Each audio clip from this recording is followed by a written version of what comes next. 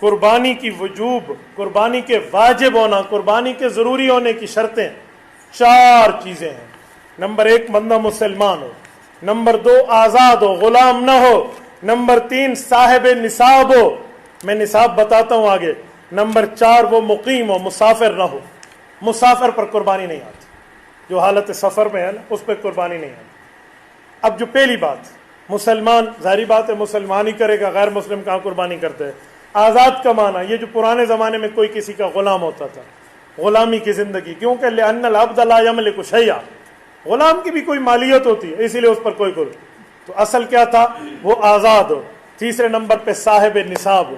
صاحب نصاب کا کیا معنی؟ حضور پاک علیہ الصلوۃ والسلام کے دور میں توجہ رکھنا، جس کے پاس 200 درہم ہوتے یا 20 دینار ہوتے اس پر قربانی آ جاتی تھی۔ دینار اس زمانے میں چاندی کے ہوتے تھے، یہ کویتی دینار کاغذ کی طرح نہیں ہوتے تھے، اور درہم یہ دبئی کے کاغذ والے نہیں ہوتے تھے، بلکہ درہم چاندی کے ہوتے تھے، دینار سونے کے ہوتے تھے ساری۔ تو جس کے پاس 20 دینار ہوتے یا جس کے پاس 200 درہم ہوتے، قربانی آ جاتی۔ اب ہم نے ان کو تولا ہے، 20 دینار کو تولیں تو 7.5 تولے سونا بنتا ہے، اور 200 درہم کو تولیں تو 52.5 تولا چاندی بنتی ہے۔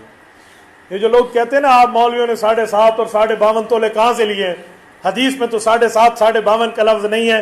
اتنی بات تو ان کی ٹھیک ہے کہ حدیث میں 7.5 تولا اور 52.5 تولا کا لفظ نہیں ہے، لیکن جو حدیث پاک کا لفظ ہے نا وہ وزن میں برابر بنتا ہے، وزن میں برابر ہے۔ کیا وہ 200 درہم ہوتے تھے، اب 52.5 تولا چاندی اس کے برابر ہے۔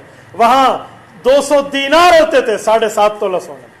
کسی کے پاس صرف سونا ہے، کوئی چاندی کوئی مال نہیں ہے، تو جب تک سونا 7.5 تولا نہیں ہوگا قربانی نہیں آئے گی۔ صرف چاندی ہے، کوئی مال کوئی سونا کوئی اور کچھ نہیں ہے، جب تک 52.5 تولا چاندی نہیں ہوگی قربانی نہیں آئے گی۔ لیکن تیسری صورت جو ہر گھر میں ہے وہ کیا ہے، سونا اور چاندی ملا کر ہے، تھوڑا سونا ہے تھوڑا چاندی ہے، نہ وہ 7.5 ہے نہ وہ 52.5 ہے، تو جب 2 مل جائیں گے پھر کس کا اعتبار کریں گے؟ پھر ہم جب 2 نصاب مل جائیں گے ہم چاندی کا اعتبار کریں گے۔ اگر سونا چاندی ملا کر 52.5 تولے چاندی کی قیمت کے برابر، جو آج کے دور کا 80,000 سم تھنگ ہے، اس تک پہنچ گیا، اس پر قربانی واجب ہو گئی اگر دونوں ملا کر۔ اور اگر سونا چاندی نہیں ہے، مال ہے، تو مال کو دیکھا جائے گا کتنا مال ہے اور کتنا اس پہ قرض ہے۔ مثلا ایک آدمی کے پاس 1,00,000 روپے ہے اور اس پر قرض 50,000 ہے، تو پیچھے بچا 50، 80,000 چاندی کا نصاب نہیں بنتا، اب اس پہ قربانی نہیں ہے۔ لیکن ایک آدمی ہے 1,00,000 روپے کا مالک ہے اور اس پر قرضہ ہے 10,000، پیچھے اس کا بچتا ہے 90,000، اس پر قربانی آ گئی ہے۔ اسی طرح کوئی بندہ ہے جس بندے کے پاس 10,00,000 روپے ہیں اور اس کے اوپر 9,00,000 قرض ہے، 1,00,000 پھر بھی بچتا ہے تو قربانی پھر بھی آ گئی۔ ہم یہ دیکھیں گے قرض کو منہا کر کے نکال کے، اس کے بعد اس کے پاس مالیت کتنی بچتی ہے۔ دوسرا اور تیسرا پوائنٹ اسی مسئلے کا، آپ کی کمیٹی نکلنی ہے۔ کمیٹی کی 2 حیثیتیں ہوتی ہیں، ایک ہے کمیٹی آپ لے چکے ہیں پھر قسطیں دے رہے ہیں، یہ نہیں، وہ تو آپ پہ قرضہ ہے۔ ایک ہے کمیٹی آپ کی نکلنی ہے، تو دیکھیں گے کتنے پیسے آپ ابھی تک جمع کرا چکے۔ 10,000 آپ ہر مہینے دیتے ہیں، 1,20,000 کی کمیٹی ہے اور آپ 70,000 دے چکے ہو، 7 قسطیں، اور آپ کے پاس بھی 50,000 ہے، 70 اور 50 مل کے 1,00,000 سے اوپر گئے، قربانی آ گئی آپ پر۔ اسی طرح آپ کے پاس کچھ بھی نہیں ہے، لیکن کسی آدمی نے آپ کا قرضہ دینا ہے، قرض میں دیکھیں گے کتنا دینا ہے، مثلا 1,00,000 قرضہ دینا ہے اس نے، ابھی اس کے پاس ٹیڈی بھی نہیں ہے، لیکن اس کا 1,00,000 اس نے قرضہ دینا ہے، اس پر قربانی واجب ہے۔ یہ کسی سے قرض پکڑے یا کچھ بھی کرے قربانی کرے گا۔ اچھا، قرض کی بھی 2 قسمیں، ایک ہے دینا ہے، ایک ہے دیتا ہوں، وہ کہتے ہیں نن بشی سبا بشی، نا آج دوں گا اور کل دوں گا اور نہ دے کھا جائے۔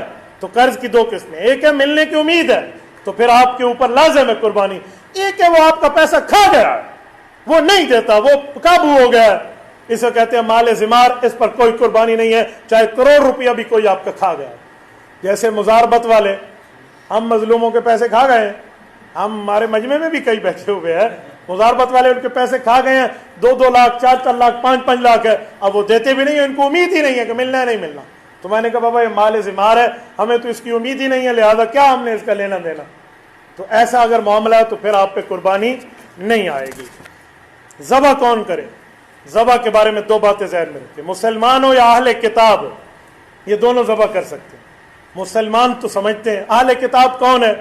جو 100% تورات پر ایمان رکھتا ہو اور 100% انجیل پر ایمان رکھتا ہو۔